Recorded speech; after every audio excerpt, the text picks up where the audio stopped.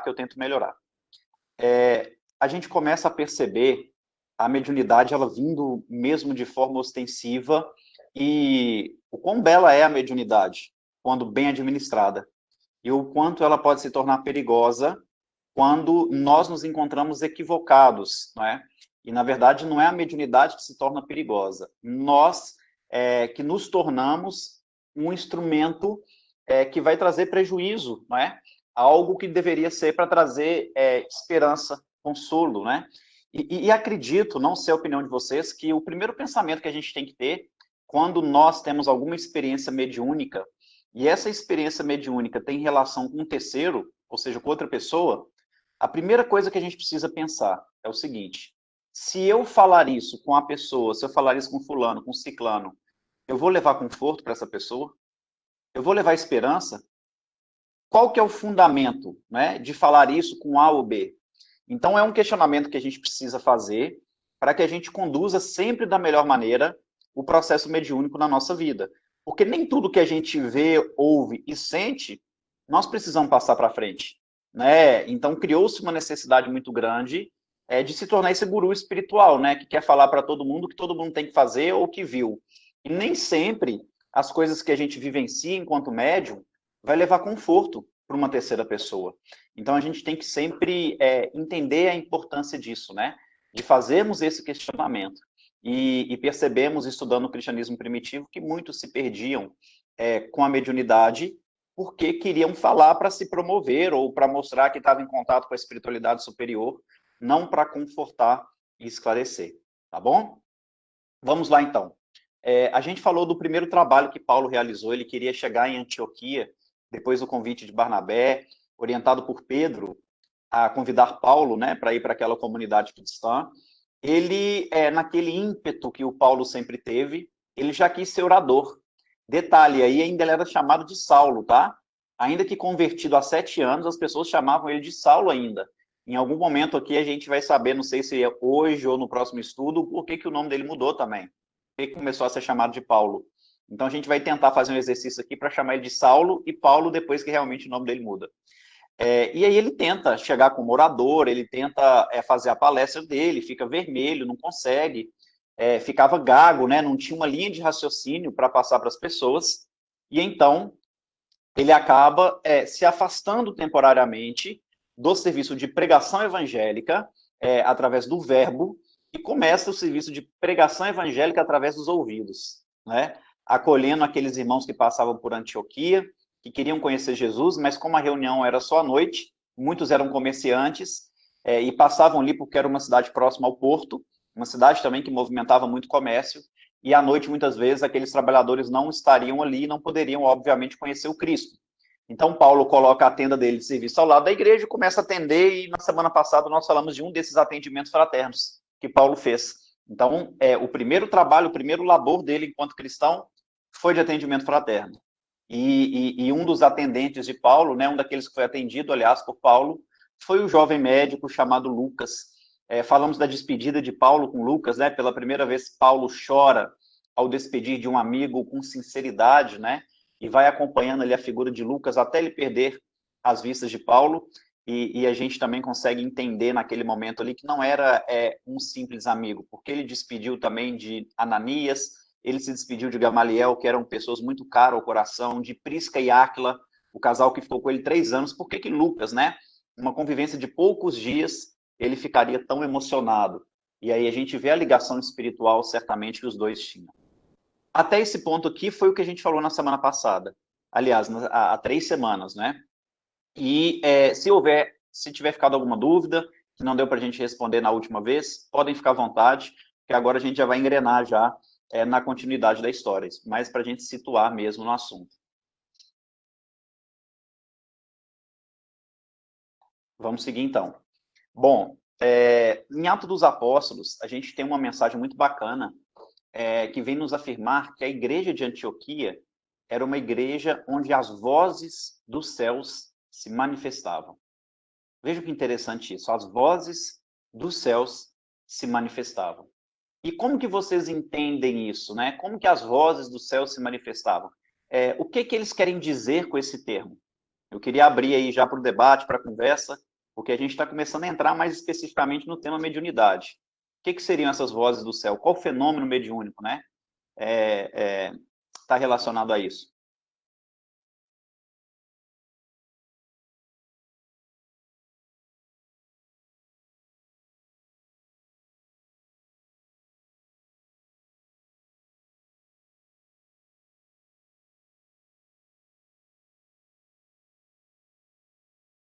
Ninguém quer arriscar? Flávia está com o vídeo aberto. O pessoal até fechou o vídeo, né? Estou até pensando aqui. O que será, né, pessoal? Uma igreja que as vozes do céu se manifestavam. Qual fenômeno mediúnico seria esse? Será que Kardec chegou a descrever esse tipo de fenômeno? E o que essas vozes falavam, né?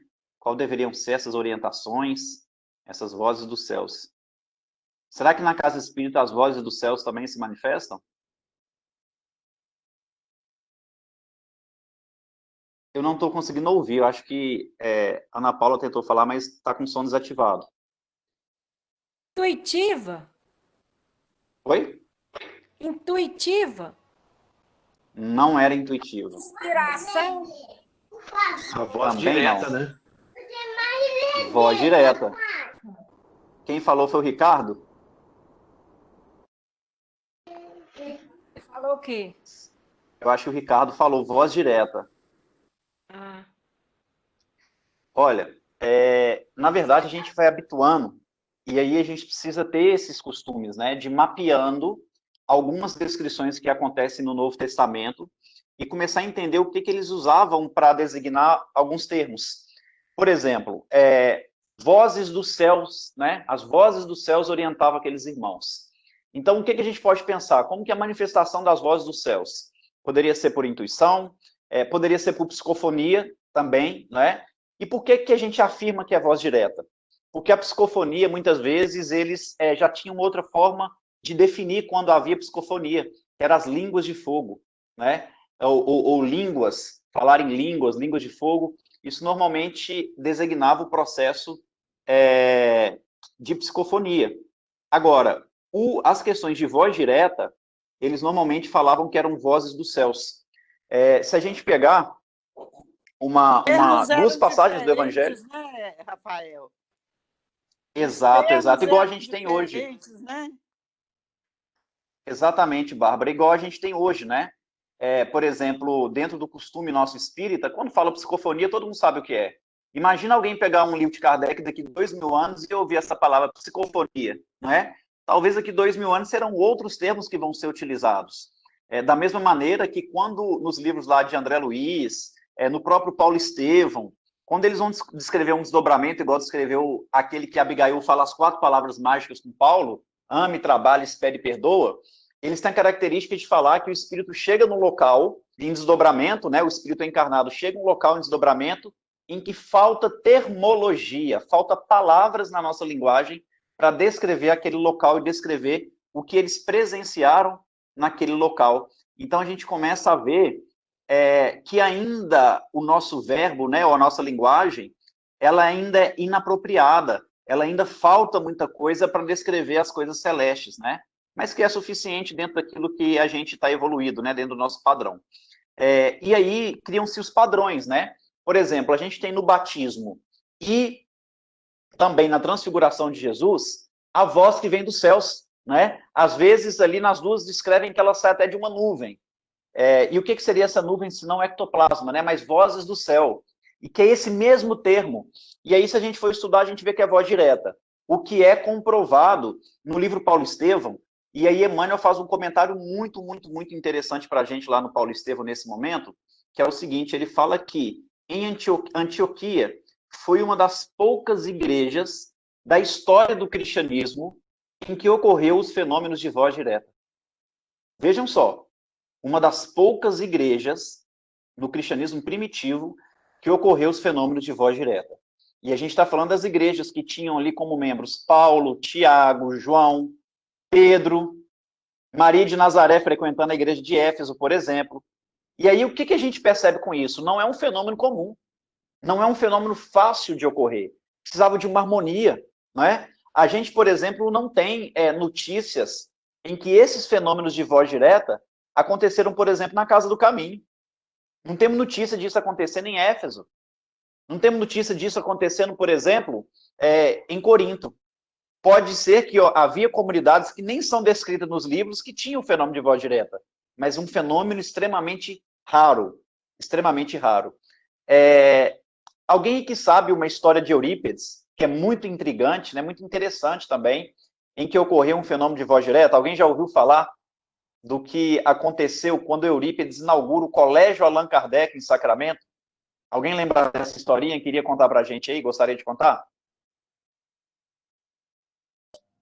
Rafael, do Eurípides eu sei, eu estudo, porque eu gosto muito da história de Eurípides, tenho uma afinidade muito grande, gosto muito.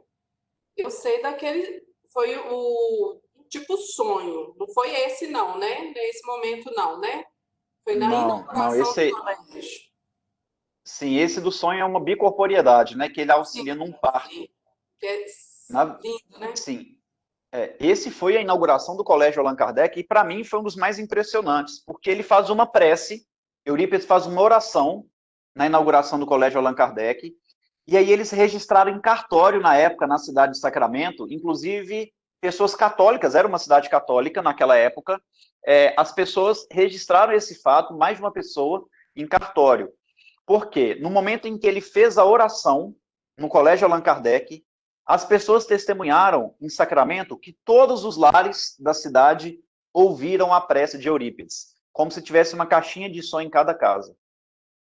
Como se tivesse uma caixinha de som em cada lar. Então, vejam só. Lembrei.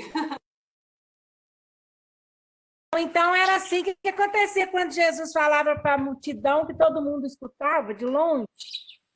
Sim, aí é um outro tempo que a gente tem que tomar cuidado. Jesus, por exemplo, a gente tem dois acontecimentos, Ana Paula, muito legais na crucificação que Jesus falou através do magnetismo. Não foi voz direta, mas foi através do pensamento, não é?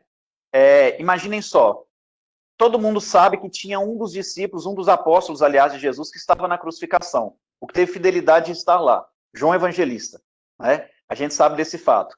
Mas sabiam que tinha outro apóstolo de Jesus lá? E que é pouco conhecido isso? Está lá no livro Boa Nova. No Boa Nova. E esse apóstolo era Tomé. Tomé, ele estava na crucificação, só que ele foi fantasiado. Ele estava com tanto medo que ele não deixou de medo e ficou fantasiado, acompanhando de longe. E alguns dias antes, Tomé e os outros discípulos, eles estavam discutindo com Jesus sobre a fé. E Jesus calado, ouvindo aquela discussão, né? E eles falam assim, não, quem tem fé é fulano, eu tenho mais fé. E aquela discussão, e Jesus em silêncio. E o mais incomodado com aquela conversa foi Tomé. E aí, e ele achando que ninguém estava vendo ele, fantasiado, né?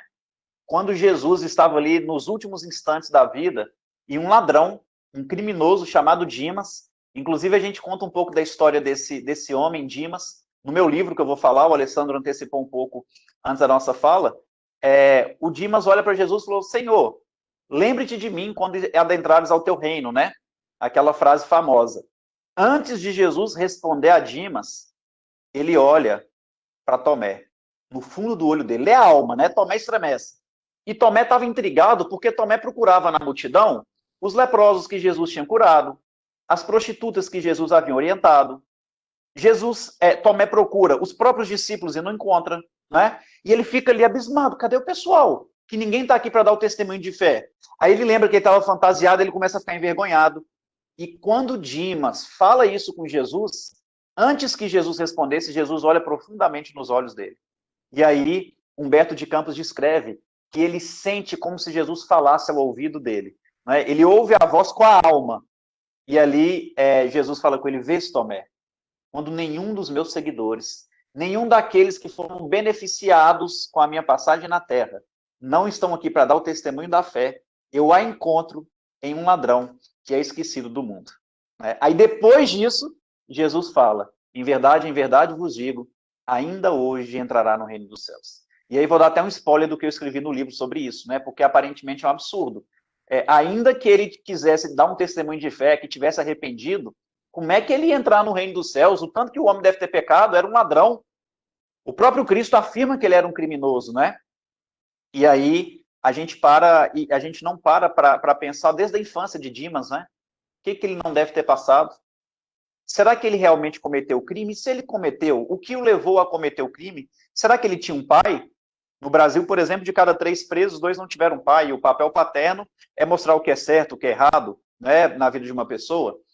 E aí a gente vai vendo o crescimento dele, tentando entender esse processo. E aí ele vai preso. Dimas vai preso. E talvez Dimas tenha ficado muitos anos na prisão. E ainda que ele tenha cometido erro, e eu acredito que ele realmente cometeu um crime, será que aquele tempo que ele ficou num calabouço, junto aos ratos, comendo o que Paulo fala que eles ofereciam nas prisões, era uma alimentação por dia, e Paulo usa um termo, aliás, Emmanuel usa um termo falando que era uma ração humana. Ou seja, um alimento que nem os animais talvez comeriam, né? Uma ração humana, naquele calabouço, com homens bárbaros do lado. Será que ele já não tinha brotado o arrependimento no coração dele? Será que ele já não tinha iniciado um processo de reajuste? Não é só na próxima vida, não. Aqui na Terra a gente pode neutralizar muita coisa. Será que ele não foi útil aos amigos dele com uma boa palavra de esperança, de bom ânimo, aqueles que estavam ali?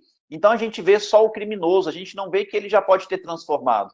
O homem é muito maior que qualquer erro que ele comete na vida. Todo ser humano é muito maior que qualquer erro que comete, né? E aí o Cristo fala isso com ele, Tomé fica extremamente envergonhado, e aí tinha uma segunda pessoa ali na crucificação, que também dialoga com Jesus pelo olhar, e pouca gente sabe disso, e está lá no Paulo Estevão, assim, ó, de forma sutil, Ananias. Ananias não era cristão, ele era um comerciante, tinha ido para Jerusalém por causa das festas da Páscoa, e também nesse fenômeno, né, do magnetismo do Cristo, comunicando com a linguagem do Espírito, ele acaba travando uma comunicação com Ananias, que tem a impressão também de sentir a voz do Mestre, na sua alma, né? E ele se converte ao cristianismo, ele vai a Emaús, onde ele era um comerciante, vende todos os seus bens, entrega para Pedro, e ajuda Pedro financeiramente e moralmente na construção da Casa do Caminho. E na época em que ele era o braço direito de Pedro na Casa do Caminho, não estava lá João, Tiago e nem Filipe. Então, o primeiro colaborador de Pedro foi Ananias. A partir dessa comunicação mediúnica de Jesus, e que nós temos dificuldade de escrever qual deveria ser, não é?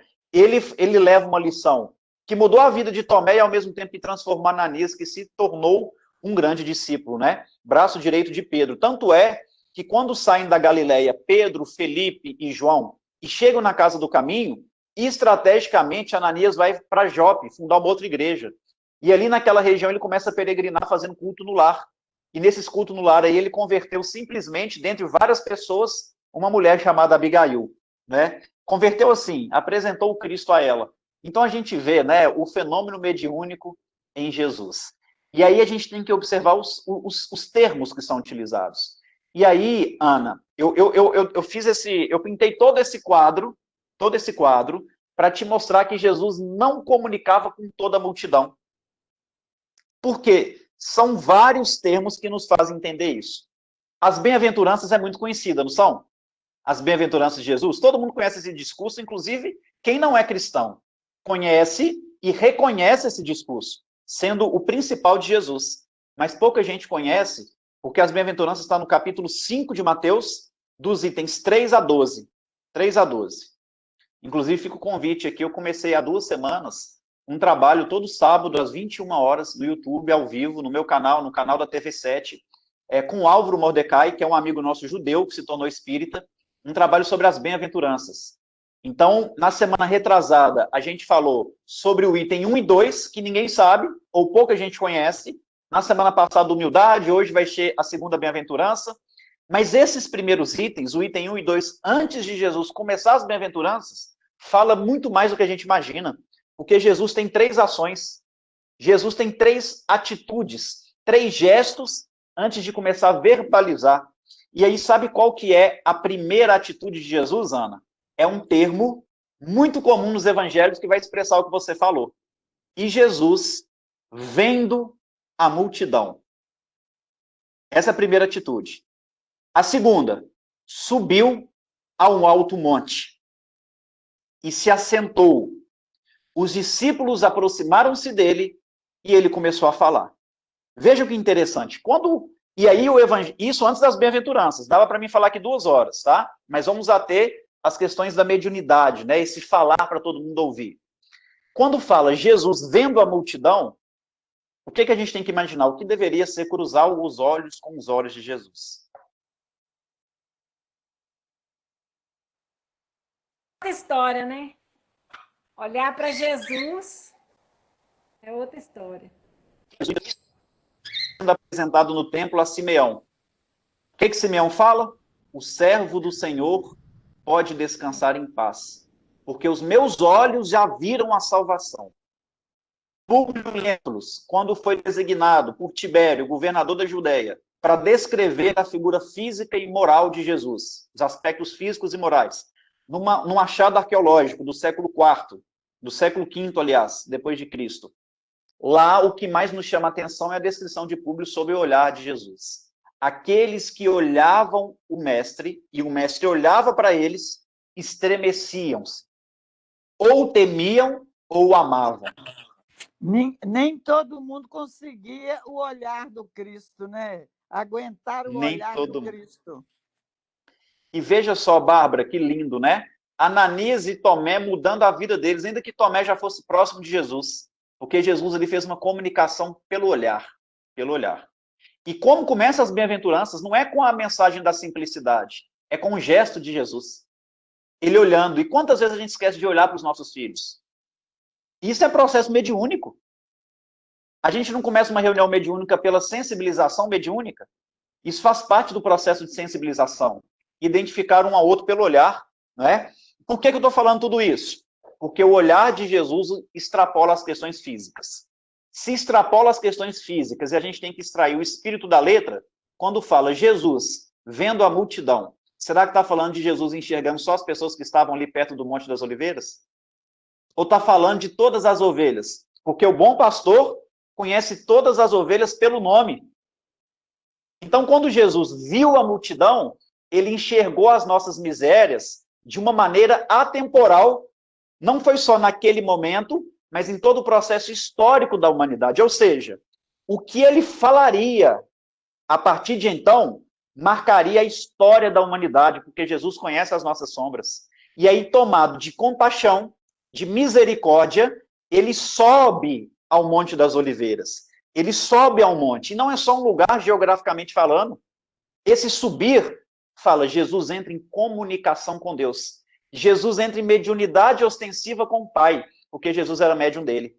Nem sempre Jesus era um médium ostensivo. Às vezes ele utilizava-se do animismo, ou seja, da bagagem espiritual que ele tinha adquirido ao longo de tanto tempo que fez ele ser um espírito puro. Mas em alguns momentos especiais, quando há esse relato que ele sobe a uma montanha, pode ter certeza que ele era mediunidade ostensiva e quem estava comunicando era o Pai. Quem usava o verbo de Jesus era o Criador. Só que o que eu acho mais bonito é que depois que ele tem o primeiro gesto de olhar, de subir, e aí está em mediunidade com o Pai, ele se assenta. E aí o que ele fala para os médiuns dos dias atuais? Abaixa a bola. Eu sou médium de Deus. Eu criei o planeta. Sou governador do planeta. Conheço todos vocês pelo nome, na intimidade. Estou em comunhão com o Pai, mas estou sentado. Estou sentado. Não estou subindo num tijolo e fazendo discurso. Não é? E aí acontece muito isso com o médium que fica muito apegado aos nomes dos espíritos e perde a essência. E olha que bonito que é o Evangelho.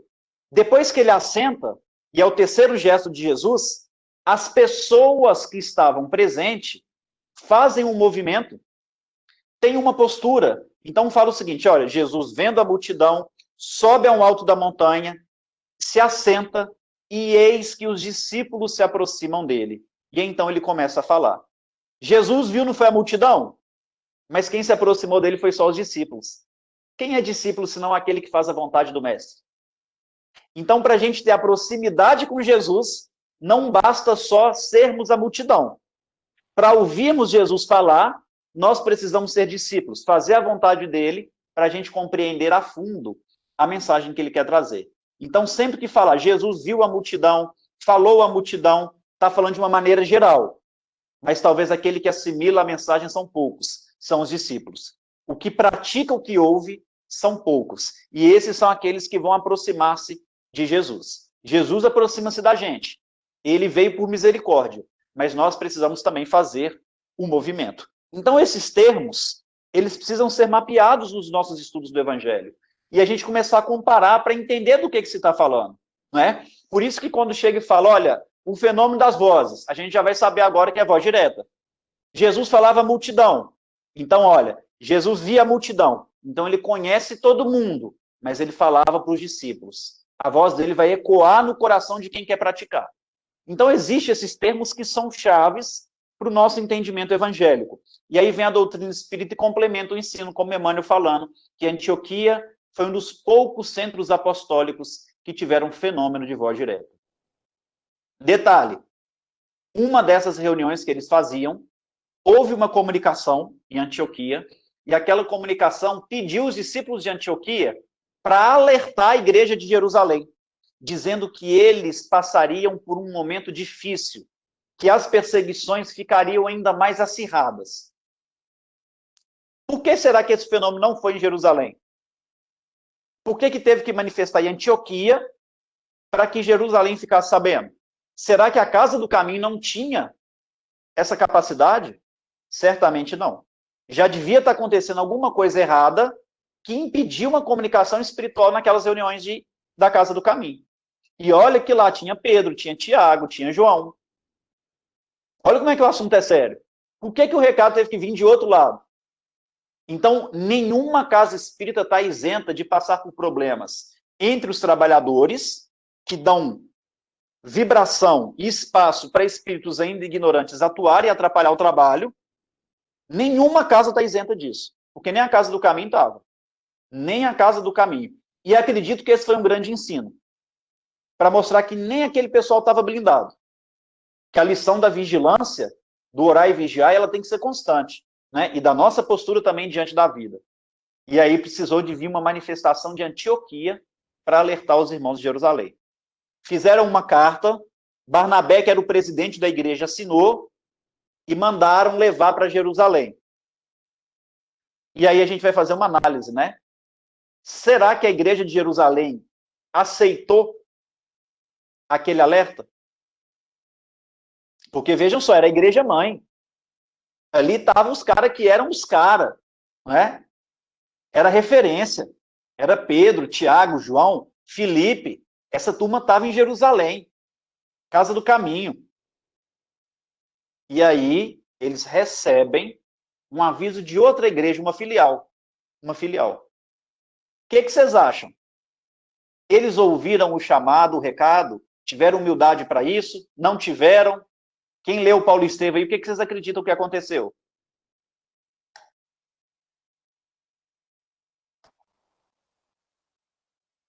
Não deram ouvidos. Não deram ouvidos. Eles devem ter pensado assim, o que esse povo de Antioquia está arrumando? Se fosse para vir algum aviso, vire aqui para a gente. Está suave, né? E às vezes os recados, gente, mediunicamente falando, eles vêm de forma sutil. Muito sutil. O que está muito claro, está muito bem pautado, explicado, a gente tem que desconfiar. E ficar atento aos detalhes. Ficar atento aos detalhes. E aí, o que acontece? Um mês depois, eles recebem uma carta de Jerusalém. Os caras que estavam trabalhando na igreja de Jerusalém mandam uma carta para Antioquia, então inverteu, né? Mas não era com orientação espiritual, não. Era uma carta de desespero. Porque, de fato, as perseguições voltaram e aparentemente estava um clima muito tranquilo. As perseguições não só voltam, mas como eles vão lá e pegam Tiago, filho de Zebedeu, irmão de João.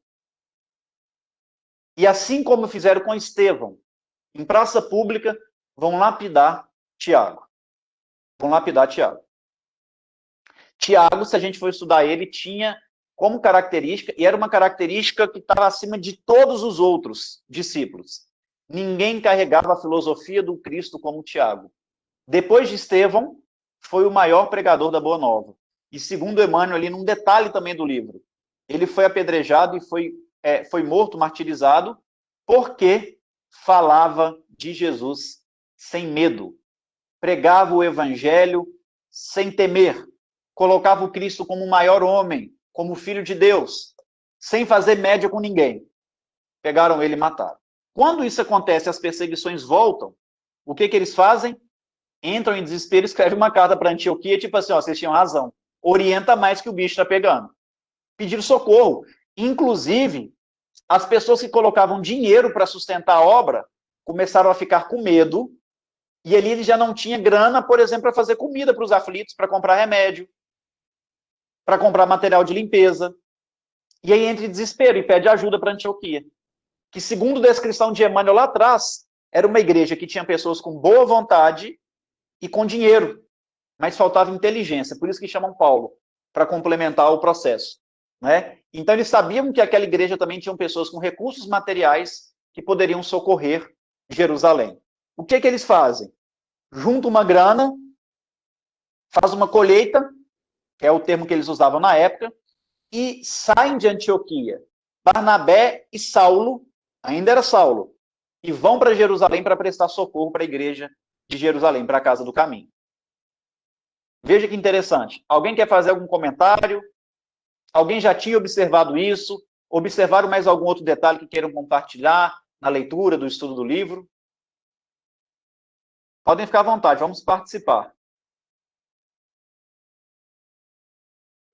O Rafael, me ouve? Sim.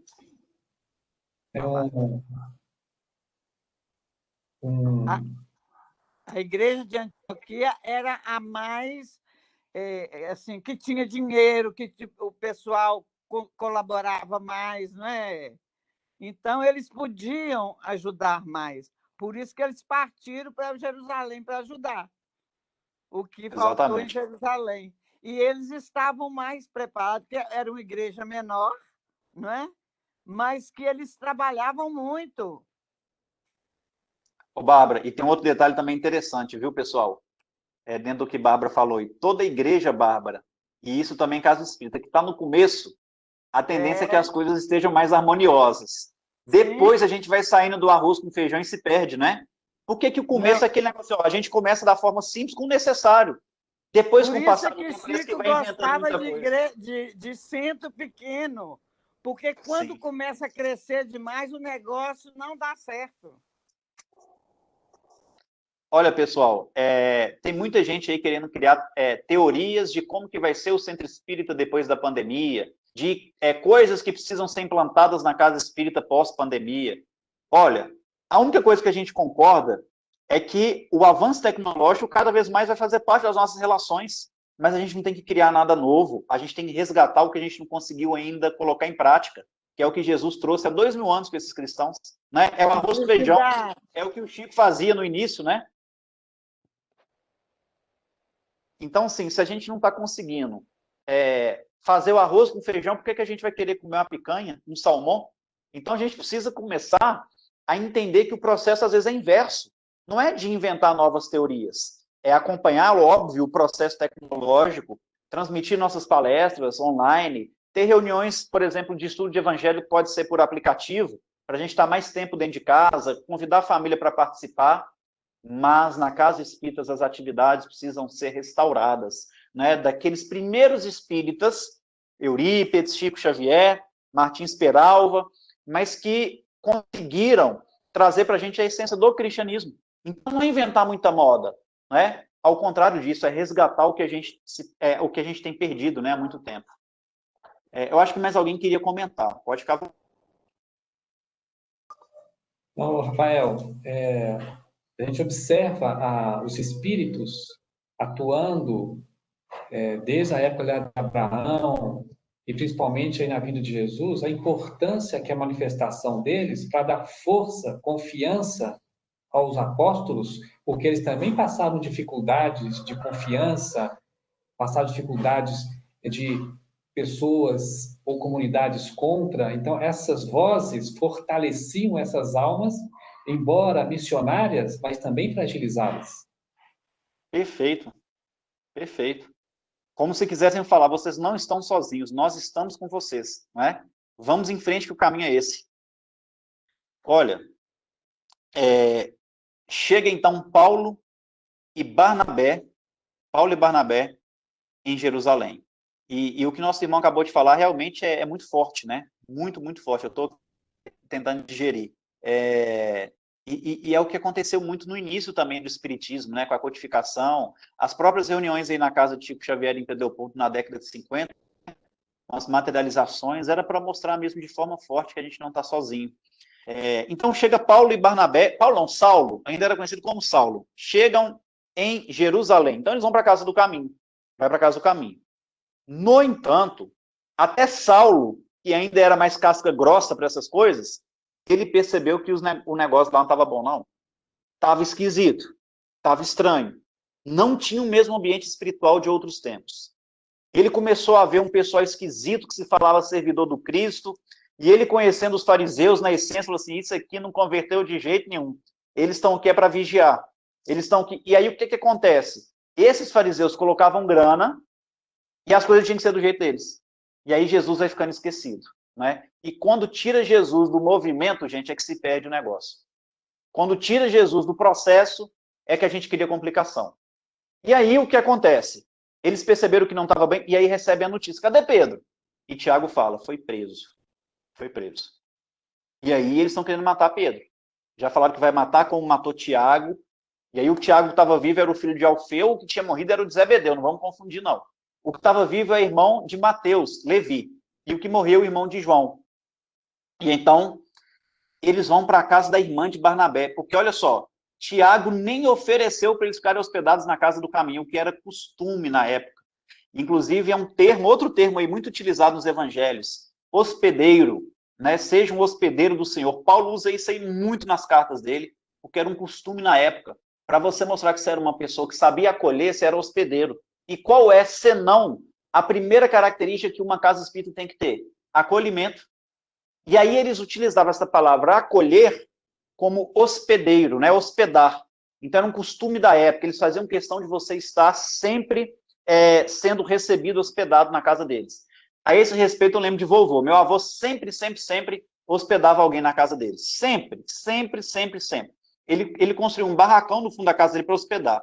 E uma dessas oportunidades hospedou um senhor chamado Antônio, que bateu a porta dele, e aí o pessoal sabia em Sete Lagoas, quando tinha algum andarilho, alguém assim, que meu avô recebia. E nessa época o vovô já estava com um casal de idoso lá, que ele havia acolhido, que não tinha para onde ir.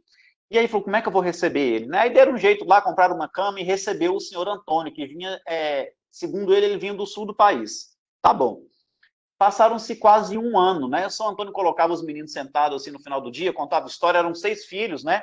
3 mocinhas e tal, contava história e aquela coisa toda, e vovô dando oportunidade de trabalho, quando não era limpar um quintal, era fazer um serviço de eletricista aqui, de marceneiro ali, até que a pessoa achasse um emprego fixo e conseguisse seguir a vida, né, com as próprias pernas. E toda terça-feira fazia um culto junto com a família, e naquele clima ali, São Antônio ficou quase um ano. Aí teve um dia que vovô chegou em casa, e eu estou contando essa história que eu acho que muitos de vocês tiveram isso na família também, porque até 30, 40 anos isso era muito comum. Sempre tem um hóspede desconhecido em casa. E aí, um dia vovô chegou aflito da rua, e vovó falava, Agostinho, não pode ser assim, você coloca todo mundo para dentro de casa e tal, é perigoso, não sei o quê. Antes não era tão perigoso como é hoje, mas era, né? Aí meu avô chega aflito e fala, Antonieta, você não vai acreditar, eu tô vindo da banca de revista, olha isso aqui. Na página lá se fosse hoje era a Folha de São Paulo, né? Na verdade, seu Antônio não chamava Antônio, chamava Mauri, e ele fugiu da penitenciária de São Paulo, e ele tinha uma ficha criminal com mais de 50 anos de cadeia, de prisão, né? E ele estava ali com um nome diferente e convivendo com os filhos, com as meninas mocinhas, inclusive. Ele tinha cometido até crime sexual.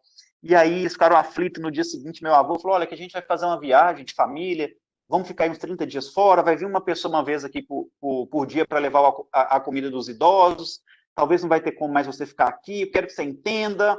E aí vovô teve uma conversa muito carinhosa, perguntou para onde que ele queria ir, compraria a passagem, ia dar uma grana para ele sobreviver os primeiros dias, mas já era uma questão de integridade, né? E aí, aquele Antônio que chamava Mauri, chorou tanto, mas tanto, e agradeceu muito meu avô e falou com ele, com vovó, que eles não imaginavam o tanto que aquele período tinha mudado a vida dele.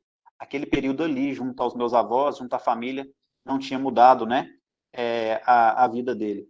Então, olha a importância de sermos hospedeiros, né, saber acolher as pessoas.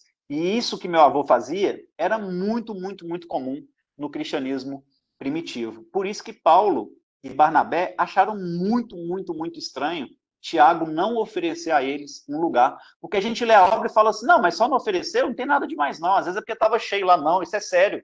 Um cristão não oferecer à igreja para acolher os irmãos que vieram, para ajudar a mesma igreja, inclusive entregar para Tiago uma grana boa, para sustentar a obra ali por um bom tempo, né?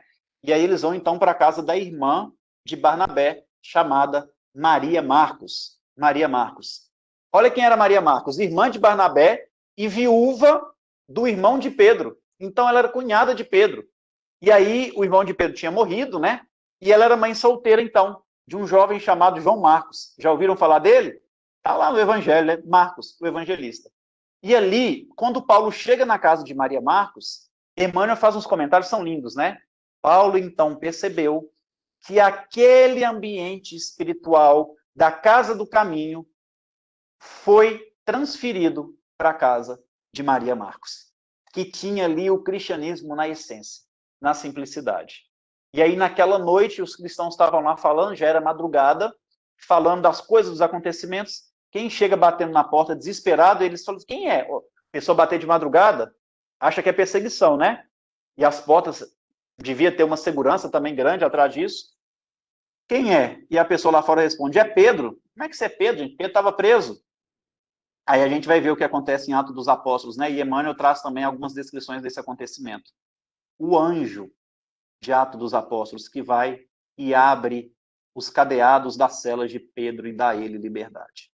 Vejam só, um fenômeno de materialização, de efeito físico, de aparição espiritual, que dá liberdade a Simão Pedro, que chega ali de madrugada desesperada e eles entram em uma conclusão. João tinha sido banido, inclusive.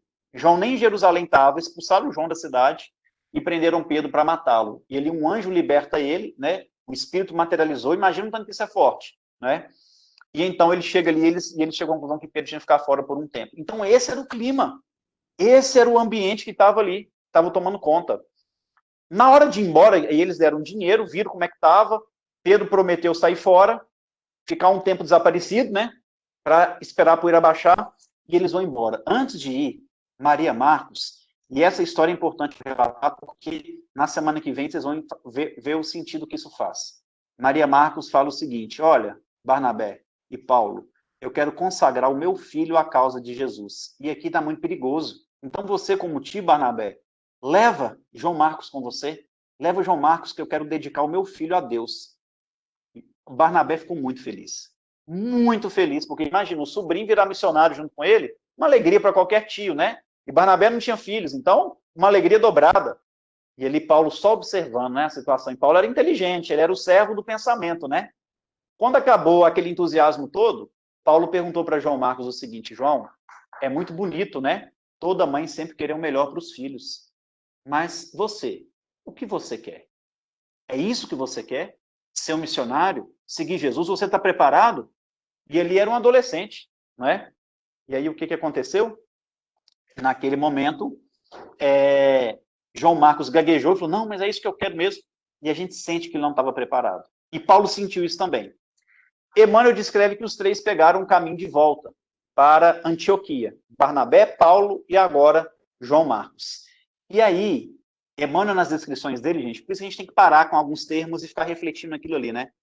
Emmanuel afirma que Paulo e Barnabé voltaram para Antioquia com um ânimo abatido. Ou seja, voltaram só o pó da gaita, né? Voltaram acabados, arrasados. E que João Marcos estava totalmente distraído e vislumbrado com a paisagem que ele via. Então vejam a diferença de sintonia, de preocupação, de entendimento com o momento do cristianismo. Só que o que eu acho tão bonito, olha a manifestação da mediunidade. Quando eles estavam em determinado ponto, com ânimo abatido, Emmanuel fala, como se fosse animado por força maior, Paulo de Tarso afirma a Barnabé. Então, esse como se fosse animado por força maior, ou seja, uma pessoa que estava com ânimo abatido, Paulo afirma a Barnabé. Barnabé, Jesus não havia nos orientado que os seus servidores viriam do Oriente e do Ocidente? Não é justo deixarmos toda a responsabilidade do cristianismo nas costas de Pedro e da Casa do Caminho. Eles podem fechar a Casa do Caminho e matar Pedro. Foi o que quase aconteceu agora. E aí o que vai acontecer? O cristianismo vai acabar? Nós temos que levar a palavra de Jesus a outros lugares, aos confins do mundo. E ali, naquele momento, a gente vê a postura de Barnabé falando, olha, Paulo, tudo que você está falando tem sentido, mas como é que essa palavra vai chegar a tanto lugar? E Paulo, então, falou o seguinte, olha, vamos nós levar a palavra. Vamos viajar, vão em cada viela, em cada cidade, vão passar levando a boa nova. E aí Barnabé assusta e fala, olha, a ideia é muito boa, mas precisamos levar para a aprovação da comunidade de Antioquia. Então vejam a humildade deles também, gente. Barnabé acreditou na ideia, viu que a ideia... Ah, inclusive Paulo comenta, né? Que naquele momento ele estava lembrando muito de Estevão. Então ele foi animado por uma força maior e lembra de Estevão. Quem estava ali no processo mediúnico de intuição pura? Intuição pura. Segundo Chico, o melhor tipo de mediunidade que o ser humano pode ter. Né? Então Estevão chega e influencia no momento que eles estavam desanimados, desesperados. Bom, Barnabé era o presidente da igreja de Antioquia. E olha o que ele fala com Paulo. Vamos levar a ideia aos nossos irmãos de Antioquia e ver o que eles acham. Ainda que fosse o presidente da comunidade, ele tinha humildade para saber ouvir aqueles amigos. Então isso é muito lindo, é muito bonito. E aí a gente começa a entender por que a igreja de Antioquia também estava em harmonia. Né? Quando eles chegam lá, eles conversam primeiramente com os trabalhadores da casa e todos aprovam.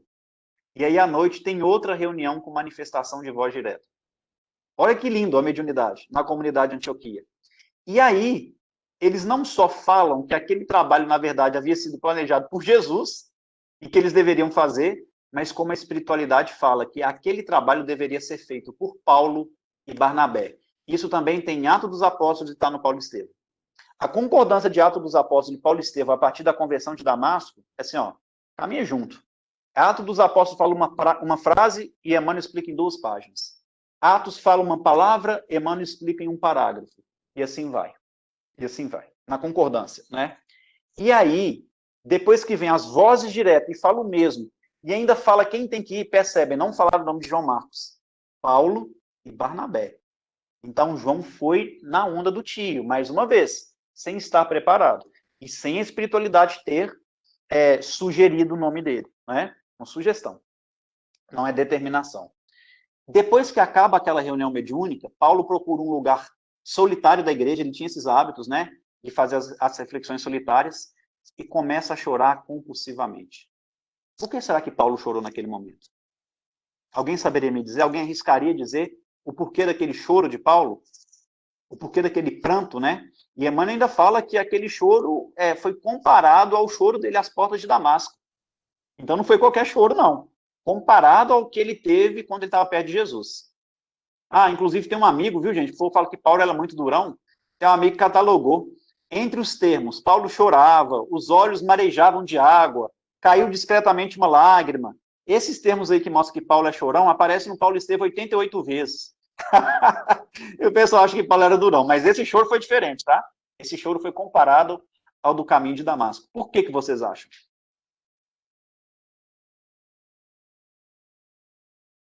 Primeira vez que ele foi escolhido, não que ele escolheu seguir.